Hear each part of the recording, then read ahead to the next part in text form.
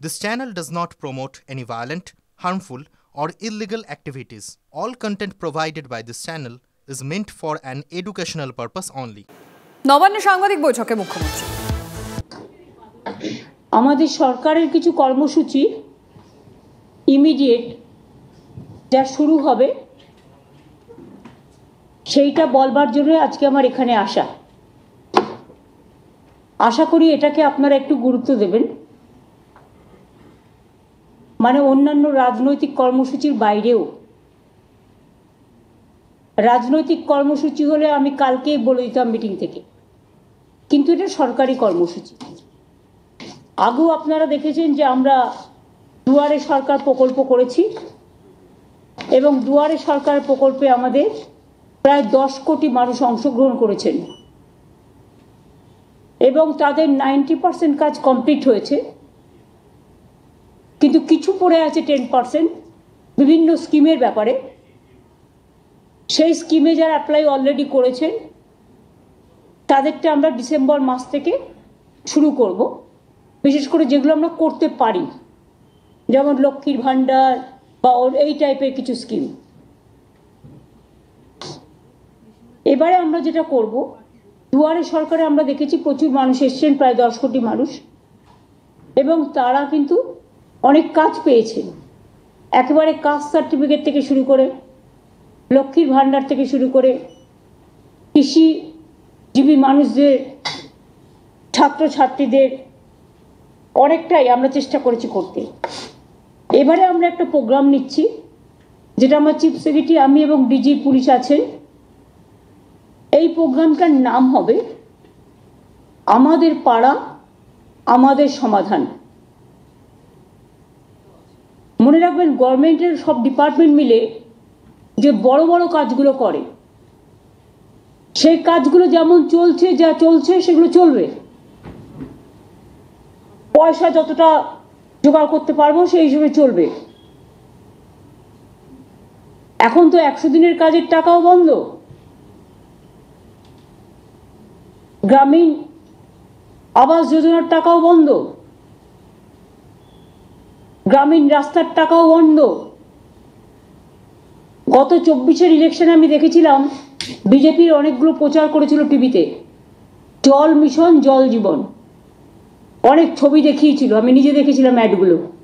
যদিও সেখানে 90% টাকা আমাদের দিতে হয়, মানে পুরো মেনটেনেন্স আমাদের করতে হয়, ল্যান্ড আমাদের দিতে হয়, পাইপ আমাদের নিয়ে যেতে হয়, তা সত্ত্বেও আমাদের 60% টাকাও দিতে হয়, ওরা মাত্র 40% দেয়। এবং তার মধ্যে মেনটেনেন্স ধরা নেই, তার মধ্যে ল্যান্ডের দাম ধরা নেই, তার মধ্যে কিছুই ধরা নেই। কিন্তু সেই টাকাটাও বন্ধ করে দিয়েছে। যেটা আমাদের জল স্বপ্ন প্রকল্প, যেটা আমরা মানুষকে বলেছিলাম পৌঁছে দেবো সবটা, আমরা প্রায় 98 লক্ষ মানুষের বাড়িতে বাড়িতে জল, নলবাহিত জল পৌঁছতে পেরেছি। কিন্তু এখনো অনেক জায়গায় পাইপ পড়ে আছে, কিন্তু যেহেতু টোটাল ফান্ডটা গভর্নমেন্ট অফ ইন্ডিয়া বন্ধ করে দিয়েছে, তাই আমরা জমি দেওয়া সত্ত্বেও, আমরা পাইপ ফেলা সত্ত্বেও, আমরা আমাদের টাকা দেওয়া সত্ত্বেও সেই কাজটা এখন আটকে আছে। এখন আমাদের প্রায় 94টা সোশ্যাল স্কিম চালাতে হয়। আমাদের 100 দিনের কাজের বদলে কর্মশ্রী হয়েছে। আমি আপনাদের আগেই বলেছি, প্রায় 75 লক্ষ জব কার্ড হোল্ডারদের আমরা কাজ দিয়েছি। এছাড়াও আরও যে স্কিম আছে, লক্ষ্মীর ভাণ্ডার বলুন, কৃষক বন্ধু বলুন, সবুজ সাথী বলুন, তরুণের স্বপ্ন বলুন, ঐক্যশ্রী বলুন, শিক্ষাশ্রী বলুন, মেধাশ্রী বলুন, সবুজশ্রী বলুন, 94টা স্কিম গভর্নমেন্টের আছে। এই টোটালটাই আমরা চালাই। স্বাস্থ্য সাথী থেকে শুরু করে, বিনা পয়সায় রেশন দেওয়া থেকে শুরু করে, আমরা সবটাই চালাই।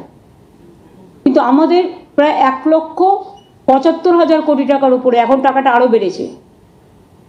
সেন্ট্রাল গভর্নমেন্ট আমাদের টাকা আটকে রেখেছে, আমাদের দেয়নি, আমাদের পাওনা টাকা, বকেয়া টাকা। কিন্তু তা সত্ত্বেও বাংলার মানুষের আশীর্বাদের, শুভেচ্ছা এবং দোয়ায় বলতে পারেন আমরা চেষ্টা করছি কেন্দ্রীয় সরকারের বৈষম্য বঞ্চনা সত্ত্বেও মানুষের কাজ মানুষের মুখের হাসি যেন কেউ কেড়ে নিতে না পারে। দুয়ারে সরকারে আমরা দেখেছিলাম আগে মানুষকে এখানে ওখানে ঘুরে বেড়াতে হতো, কিন্তু দুয়ারে সরকারে অনেক মানুষ নিজে আসতেন এবং নিজের কথাটা বলতে পারতেন। অনেক সুযোগ আমরা দুয়ারে সরকার থেকে অনেক মানুষের কাছে পৌঁছাতে পেরেছি। সেই জন্য দুয়ারে সরকারে যারা পার্টিসিপেট করেছিলেন, অফিসার সহ, সরকারি কর্মচারী সহ, বিডিও, এসডিও, ডিএম, আইসি, ওসি, এসপি, অ্যাডিশনাল এসপি সহ, ডিএসপি সবাই সহ, সাধারণ মানুষও যারা এসছিলেন তাদের কাছে আমরা কৃতজ্ঞতা জানাচ্ছি। আমরা অনেক সময় দেখি ছোট ছোট পাড়ায় হয়তো একটা কলের দরকার, হয়তো একটা ছোট্ট পাড়া তার একটা ছোট্ট গ্রামীণ রাস্তা অল্প করে করে দিলে তাকে কাদায় হাঁটতে হয় না। অনেক সময় আমরা বিদ্যুৎ পৌঁছেছি অনেক জায়গাতেই, কিন্তু বাই চান্স যদি কোনো জায়গা বাদ হয়ে যায় যেখানে ইলেকট্রিসিটি নেই, হয়তো একটা ইলেকট্রিক পোল বসাতে হবে বা বর্ষায় ভেঙে গেছে, এই রকম ধরনের ছোট ছোট কাজগুলো, ধরুন একটা আইসিডিএস সেন্টারের বাড়ি ভেঙে পড়েছে, তার ছাদটা করে দিতে হবে। ধরুন একটা স্কুলের ছাদটা দিয়ে জল পড়ছে, ওই ছাদটা করে দিতে হবে, পুরো স্কুল বিল্ডিং নয়, ছাদটা। এইরকম ছোট ছোট কাজের জন্য আমরা একটা প্রোগ্রাম নিয়েছি গভর্নমেন্টের, আমাদের পাড়া আমাদের সমাধান। এক্ষেত্রে সিস্টেমটা হচ্ছে আমাদের সরকারি প্রকল্পে অনেক মানুষ অংশ নিয়েছেন, এবার মানুষের প্রকল্পে আমাদের সরকার পথে নামছেন। যদিও এটা খুব ছোট্ট প্রোগ্রাম, কিন্তু যদি বিস্তৃতি দেখেন তাহলে এর বিস্তৃতি খুব ব্যাপক। মাননীয় প্রধানমন্ত্রীজি বারবার বলেছেন আত্মনির্ভরশীলতার কথা, কিন্তু কার্যক্ষেত্রে কিছু হয়নি, করতে হয় টোটালটাই স্টেটকে। আমরা এখানে কি করছি, আমরা যেটা আমাদের পাড়া আমাদের সমাধান, সারা দেশে এইরকম উদ্যোগ এই প্রথম। এখানে মানুষ নিজেদের বুথে, ওই ব্রিজ নয় বা স্কুল নয় বা বড় বড় প্রোগ্রাম নয়, সেগুলো যেমন ডিপার্টমেন্ট করে ডিপার্টমেন্ট করবে, এটা এক্সট্রা প্রোগ্রাম। গ্রামে ছোট ছোট সমস্যা থাকে, সেটা আমাদের সরকারি অফিসাররা শুনবেন এবং তাদের একটা জায়গায় একত্রিত করবে। 3টে করে বুথ নিয়ে একটা সেন্টার হবে, একটা পাড়া হবে, এবং 3টে বুথ নিয়ে আমাদের 80,000 বুথ আছে। এটা করতে 2 মাস সময় লাগবে, কারণ একটা বুথ থেকে আরেকটা বুথে যাবে, একটা বুথ থেকে আরেকটা বুথে যাবে, এবং একদিন করে প্রত্যেকটা বুথে তারা সারাদিন থাকবে এবং সেখানকার সাধারণ মানুষ তাদের জন্য একটা করে জায়গা থাকবে, সেখানে এসে তারা তাদের গ্রামের সমস্যা জানাতে পারে। এটা গ্রামের সমস্যা, এবং সেক্ষেত্রে আলোচনা করে সরকারি অফিসাররা ঠিক করবেন কতটুকু আমরা করতে পারি। বড় প্রোগ্রাম নয়, এটা কিন্তু ছোট। আমরা স্মল ইজ বিউটিফুল, স্মলে চলে যাচ্ছি, গ্রামের অন্দরে, মাটির অন্দরে। সমস্ত কাজই হবে স্বচ্ছতা বজায় রেখে, নিরপেক্ষতা মেনে, অনলাইন পোর্টালের মাধ্যমে, কিন্তু মানুষ নিজের সমস্যা নিজে জানাতে পারে, নিজের কাগজ নিজে জমা দিতে পারে। আমরা যেটা বলতে চাই যে আমাদের অফিসাররা তাদের সাথে আলোচনা করবে, 3টে বুথ নিয়ে একদিন করে ক্যাম্প হবে পাড়ায় পাড়ায়, মানে 3টে বুথ নিয়ে, আমাদের 80,000 বুথ আছে। এবং এখান থেকে কথাগুলো শোনার পরে আমরা একটা ফান্ড স্যাংশন করছি। এত সমস্যার মধ্যেও একটা বুথের জন্য আমরা এর জন্য ছোট ছোট কাজ করার জন্য 10 লক্ষ টাকা করে স্যাংশন করব। তার মানে এখানে প্রায় 8,000 কোটি টাকার ওপর সরকারের খরচা হবে, এবং এর ফলে একটা গ্রাম একটা বুথ নিয়ে হয়, আপনারা জানেন। তার কিছু ছোটোখাটো সমস্যা থাকতেই পারে, কিন্তু যে ছোটোখাটো সমস্যাগুলো হয়তো পঞ্চায়েত স্তরেও তারা পায় না, সেক্ষেত্রে পঞ্চায়েত যেমন কাজ করছে করুক, গ্রামসভা যেমন কাজ করছে করুক, জেলা পরিষদ যেমন কাজ করছে করুক, মিউনিসিপ্যালিটি যেমন করছে করুক, কিন্তু এটা আমরা পশ্চিমবঙ্গ সরকার আমার পাড়ায় আমার সমাধান এই প্রোগ্রামটা করছি। এটা শুরু হবে 4ই আগস্ট থেকে, 2 আগস্ট থেকে, মানে ফ্রাইডে থেকে, স্যাটারডে থেকে হবে। মানে এই শনিবার তো হবে না, 27 জুলাই, নো, নেক্সট পরের শনিবার থেকে। এটা হচ্ছে রাজ্য স্তরে, এর জন্য একটা টাস্ক ফোর্স হবে, তার দায়িত্বে থাকবেন চিফ সেক্রেটারি নিজেই, ফাইন্যান্স সেক্রেটারি ও অন্যান্য দপ্তরের ইম্পর্টেন্ট যারা এইসব কাজ রিলেটেড, তাদের নিয়ে চিফ সেক্রেটারি মাথায় থেকে একটা টাস্ক ফোর্স তৈরি করবেন যারা এটাকে মনিটরিং করবে। আর সেম টাস্ক ফোর্স ডিস্ট্রিক্ট লেভেলেও সিএস তৈরি করে দেবেন, সেখানে যারা মনিটরিং করবে, এবং পুলিশ তো সাথে নিশ্চয়ই থাকবে, কারণ ল অ্যান্ড অর্ডার তো তাদের দেখতে হয়। আমরা এই জন্যই প্রোগ্রামটা করছি যে ছোট সমস্যাও কিন্তু অনেক সময় মানুষ খুশি হয়, তাদের কথা কেউ শুনছে, তাদের পাড়াটাকে কেউ মাথায় রেখেছে, তাদের গ্রামটাকে কেউ মাথায় রেখেছে। এই সুযোগে গভর্নমেন্ট একটা 80,000 বুথে পৌঁছে যাওয়ার চেষ্টা করবে। 2 মাস টাইম দেওয়া হচ্ছে, মাঝে পুজোর সময়টার জন্য 15 দিন ছুটি থাকবে, সেই 15 দিনটা আমরা পরের দিকে বাড়িয়ে দেবো, কিন্তু আমরা বুথটাকে কমপ্লিট করব। এই প্রোগ্রামটার জন্যই ওপর থেকে নয়, নিচ থেকে মানুষের কথা শোনা এই প্রোগ্রামটার আসল উদ্দেশ্য, তৃণমূল স্তরে গিয়ে। এবং পাশাপাশি দুয়ারে সরকারও হবে। কেউ যদি দুয়ারে সরকারে নাম লিখিয়েছেন এখনো পাননি, যেটা আমরা করতে পারি, সেগুলো আমরা ডিসেম্বর জানুয়ারিতে করে দেবো। যেমন লক্ষ্মীর ভাণ্ডার সহ কিছু আছে, নতুন এসছে, কাস্ট সার্টিফিকেটের ব্যাপার আছে, কোর্টে কেস আছে আপনারা জানেন, এইসব নানা রকম টাইপের ছোটোখাটো কাজ আছে। এইটাই হচ্ছে মেন আমাদের প্রাথমিকতা, যে মানুষ নিজেকে নিয়ে গর্বিত করুক, গর্ব করুক, নিজেকে সম্মানিত করুন। সরকারের কাছে কাউকে পৌঁছতে হবে না, সরকার তাদের দরজায় পৌঁছে যাবে। আমরা দুয়ারে সরকার করেছি, আমরা দুয়ারে রেশন করার চেষ্টা করেছি, পাড়ায় পাড়ায় গিয়ে রেশন দেওয়া হচ্ছে। সেইভাবে এটা আমাদের পাড়া আমাদের সমাধান। 3টে করে বুথ নিয়ে একদিন করেই ক্যাম্প হবে। সকলের সহযোগিতা কামনা করব। এবং এতে আমি আগেও বলেছি, আবার বলি, 8,000 কোটি টাকার উপর খরচ হবে, সেটা স্যাংশন করা হয়েছে, এবং সমস্ত কাজই শেষ হবে পরিকল্পনা থেকে রূপায়ণ সময় বেঁধে 180 দিনের মধ্যে। মানে এখানে 3 মাস বলছে, কিন্তু আমায় করতে হবে 2 মাস, কারণ আগে আমরা ঠিক করেছিলাম 2টো করে বুথ নিয়ে করবো, এখন আমরা ঠিক করেছি 3টে করে বুথ নিয়ে করবো। সেই জন্য এটা কমে যাবে টাইমটা, 60 দিনের মধ্যে হবে।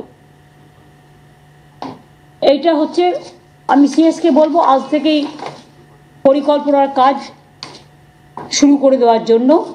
এটা আমি সিএসের হাতে তুলে দিচ্ছি অফিসিয়ালি, যদিও ওনার কাছে আছে সব। এটা ছিল আমাদের সরকারি প্রোগ্রাম ঘোষণা। এবার আমি সরকারি প্রোগ্রামের বাইরে, যদিও বাংলা রিলেটেড বলেই বলছি, দেখুন কালকেও আলিপুরদুয়ারের একজনের কাছে, এও তপশিলি সম্ভবত, অঞ্জলিশীল নিত্যশীল স্বামী, ফালাকাটা, কিন্তু চিঠিটা গেছে কুচবিহারে, ভুল করে আলিপুরদুয়ারে। এবং 19 আর 25 তারিখে লিখেছেও পুরোটা আসামি ভাষায়, এবং আসাম গভর্নমেন্ট থেকে। এই দেখুন, ফরেনার্স ট্রিব্যুনাল কোকরাঝড়, এখান থেকে চিঠিটা গেছে। বাংলার ব্যাপারে আসাম কি করে হস্তক্ষেপ করে? এটা শুধু আনএথিক্যালি নয়, আনকনস্টিটিউশনাল, ইললিগাল, এবং ওরা কিন্তু সীমারেখা লঙ্ঘন করছেন। আমি ডাবল ইঞ্জিন সরকারকে, বিজেপিকে বলবো, নিজেদের চরকায় তেল দিন। ওখানে তো কালী মন্দিরও ভাঙছেন, দাঙ্গা করছেন, ঘরবাড়ি পুড়িয়ে দিচ্ছেন, মানুষ উচ্ছেদ করছেন, ডিটেনশন ক্যাম্পে সবাইকে রেখে দিয়েছেন, অনেক মানুষের নাম বাতিল করেছেন। এইভাবে যদি মনে করেন আপনারা দেশ চালাবেন, দেশটা কিন্তু বিভক্ত হয়ে যাবে, এবং দেশ যদি একবার বিভক্ত হয়ে যায় তাহলে দেশের শক্ত কাঠামোটা নষ্ট হয়ে যাবে। এটা আমরা কেউ চাই না। আমরা চাই আমাদের দেশ ঐক্যবদ্ধ, শক্তিশালী থাকুক। এটা যদি কেউ চান, আসামি ল্যাঙ্গুয়েজে লিখেছে, আমি সৌম্যকে দিয়ে দিচ্ছি, সব প্রেসকে একটা করে কপি দিয়ে দেবে। আমি নিজে ভাষাটা পড়লাম, প্রথমে দেখে মনে করবেন ওটা বাংলা ভাষা, তা নয়। আসামি ভাষার সাথে বাংলা ভাষার কিছুটা মিল আছে, আমরা বুঝতে পারি, কিন্তু সবটা তো বুঝতে পারি না, কারণ সবটা সম্বন্ধে আমরা তো অভ্যস্ত নই। কিন্তু ডিটেলস ছুটিটা পুরো আমি বুঝতে পারলাম, লিখেছে আসামি ভাষায়। এবার দেখুন, বাংলাদেশ সাসপেক্ট করে আজকে আবার একটা চিঠি এসছে গভর্নমেন্ট অফ ইন্ডিয়া থেকে, হরিয়ানা থেকে, হরিয়ানার গুরগাঁও থেকে, ডাবল ইঞ্জিন সরকার। সেখানে অনেকগুলো নাম দিয়ে বলা হচ্ছে, in all district Kolkata, district collector মানে ডিএমদের কাছে, মালদা জেলা, দক্ষিণ দিনাজপুর জেলা, উত্তর দিনাজপুর জেলা, নদিয়া জেলা, মুর্শিদাবাদ জেলা, কুচবিহার জেলা, উত্তর 24 পরগনা জেলা, এবং অল এসপিকেও বলা হয়েছে যে নামগুলো সব ভেরিফাই করে ইমিডিয়েট আমাদের জানাও, এমএইচ এর গাইডলাইন্স অনুযায়ী। এরা কি চাইছে, বাংলাটাকে দখল করতে নাকি? মানে গায়ের জোরে বাংলা রাজ্যটাকে উঠিয়ে দিতে? ভাষা সন্ত্রাস চলছে, মানুষের উপর অত্যাচার সন্ত্রাস চলছে। এবার প্রত্যেকটা জেলা চুনকে চুনকে, মানে বেছে বেছে জেলার মানুষদের যাতে সংকটে ফেলা যায়। আমি সবাইকে বলবো, কেউ ভয় পাবেন না, আমরা আমাদের কাজ আমাদের মতো করব, মানুষকে রক্ষা করা আমাদের দায়িত্ব এবং কর্তব্য। এই সব করে ভোটার লিস্ট থেকে নাম বাদ দিয়ে বিজেপি যদি মনে করেন মহারাষ্ট্র, দিল্লির মতো বাংলায় জিতবেন, তাহলে ভুল করছেন। মানুষের বিস্ফোরণ গতকাল আপনারা দেখেছেন, কাউকে আমরা নিয়ে আসিনি, তারা নিজেদের তাগিদে এসছেন। এবং এটাও যদি চান, এটাতেও প্রায় নাম আছে 52 জনের।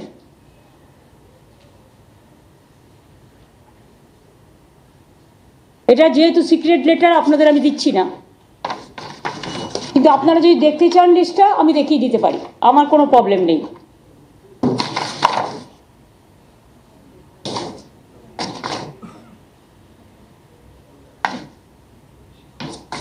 এই দেখুন ফুল পেজ লিস্ট, দেখুন ফুল পেজ লিস্ট, দেখুন ফুল পেজ লিস্ট।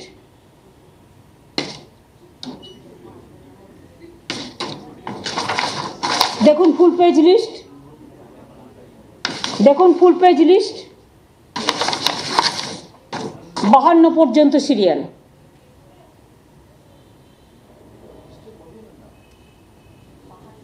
এই যে জেলাগুলো বললাম, সেই জেলাগুলো সব ইনভলভ আছে। এবার আপনারা সাংবাদিক বন্ধুরা আমায় বলুন তো, আপনারা তো সব জায়গায় যান, এটা তো ইন্ডিয়ান সিটিজেনদের রাইট। ভারতবর্ষের যে কোনো প্রান্তে যে কোনো লোক যেতে পারেন, কাজ করতে পারেন, রাইট টু ওয়ার্ক, এটা আমাদের সংবিধানে বলা আছে। আমাদের এখানেও যেমন 1.5 কোটি মানুষ কাজ করেন, তাছাড়াও সব স্টেটের মানুষ এখানে থাকেন, ব্যবসা করেন, কেউ ইন্ডাস্ট্রিতে আছেন। ওই আমাদের এখানে তো এই প্রবলেম হয় না। তাহলে আমাদের রাজ্যের লোক যদি কোথাও কাজ করে, তাহলে বিজেপির প্রবলেমটা কোথায়? আর তারা যে নিজে থেকে গেছে তো তা নয়, তাদের স্কিল আছে বলে, ট্যালেন্ট আছে বলে নিয়ে গেছে। গুজরাটের মানুষদের যখন দুটো প্লেনে করে শিকলবন্দি করে নিয়ে আসা হলো, এটা গুজরাটের মানুষকে অপমান করা নয়, তার অস্মিতাকে অসম্মান করা নয়। তেমনি মনে রাখবেন, গুরগাঁওয়ে যাদের রেখে দিয়েছেন ডিটেনশন ক্যাম্পে বা জেল তৈরি করে, আসামে যাদের রেখে দিয়েছেন, উড়িষ্যায় যাদের রাখছেন, ছত্তিশগড়ে যারা রাখছেন, মধ্যপ্রদেশে যাদের রাখছেন, রাজস্থানে যাদের রাখছেন, দিল্লিতে যাদের রাখছেন, মনে রাখবেন, আমি জানি না কারায় বুদ্ধি দিচ্ছেন। নিশ্চয়ই বুদ্ধিভ্রম হয়েছে, বুদ্ধিভ্রষ্টা হয়েছে। পয়েলগাঁওতে যারা আক্রমণ করলো সেই জঙ্গিদের কেন অ্যারেস্ট করছেন না? মণিপুরে যে তাণ্ডব আজও চলছে, আসামের মুখ্যমন্ত্রী মহাশয়, আপনাকে সম্মান জানিয়েই বলছি, আপনি মণিপুর তো কন্ট্রোল করতে পারলেন না, আপনি নাকি নর্থ ইস্টার্নের দায়িত্বে। এমনকি মণিপুরের যিনি মন্ত্রী মহাশয়, যিনি আবার নর্থ ইস্টার্নের চার্জেও আছেন, তারা কেউ ভয়ে মণিপুরে যেতে পারেন না। আর যত কিছু আপনাদের রাগ, বিদ্বেষ, বঞ্চনা, লাঞ্ছনা, অত্যাচার, অসম্মান, আমাদের ভাষার উপর অত্যাচার, ভাষা সন্ত্রাস, অস্মিতা, ভাষা আমাদের অস্মিতা, ভাষাকে আমরা মনে করি আমাদের সম্মান। সব মানুষের ভাষা, সব মানুষের সম্মান। আমি আবার বলছি, I am not against of any language, any languages. I love all the languages because unity in diversity is our origin. We have different state, different religions, different food practice, different culture.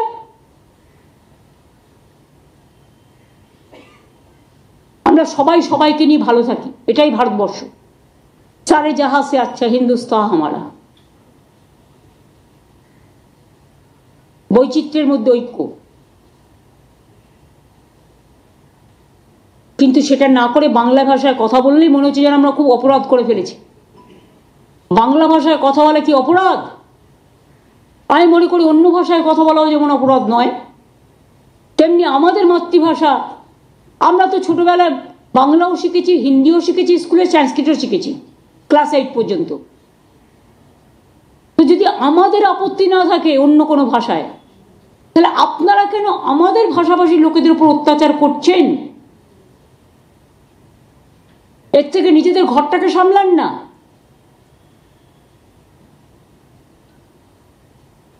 ঘরে আগুন লাগলে জলে আগুন নেভাবেন কি করে? আগে তো ঘর সামলান। বাংলার দিকে তাকানোর দরকার নেই। বাংলা 1 নম্বরে আছে, বাংলা 1 নম্বরে থাকবে। আর বাংলার মেধা, বাংলার প্রতিভা, নাসা থেকে ভাষা মাথায় রাখবেন। হারবার্ড থেকে অক্সফোর্ড যান, গিয়ে ঘুরে আসুন।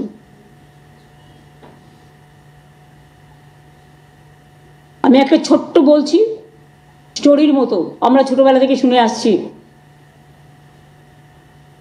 একবার মা দুর্গা, কার্তিক আর গণেশকে, যেহেতু আমাদের ন্যাশনাল ফেস্টিভ্যাল হয়, ইউনেস্কো ট্যাঞ্জিবল ইনট্যাঞ্জিবল হেরিটেজ পেয়েছে, যে মা দুর্গা বলছেন কার্তিক আর গণেশকে, দেখি কে আমাকে সারা পৃথিবী তাড়াতাড়ি ঘুরে আসতে পারে, এই রকম টাইপের।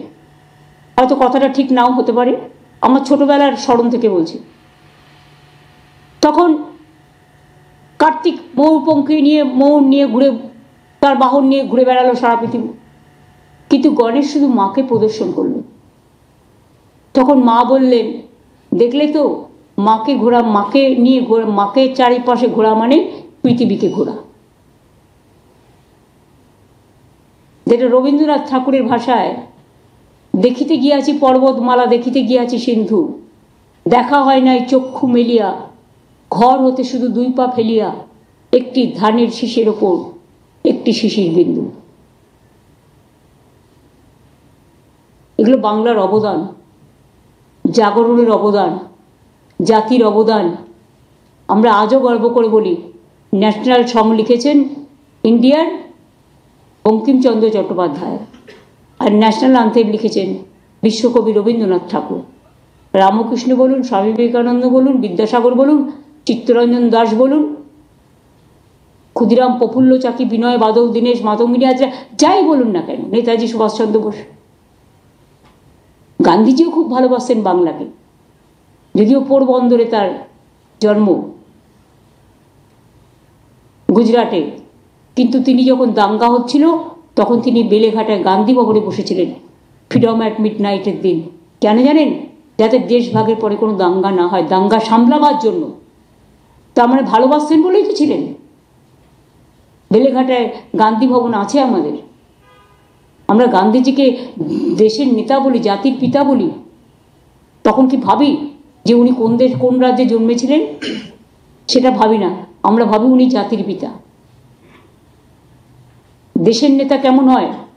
দেশকে যিনি ভালোবাসেন তিনি হয় দেশের নেতা। সুতরাং মানুষকে ভালোবাসলে তবেই দেশকে ভালোবাসে দেয়।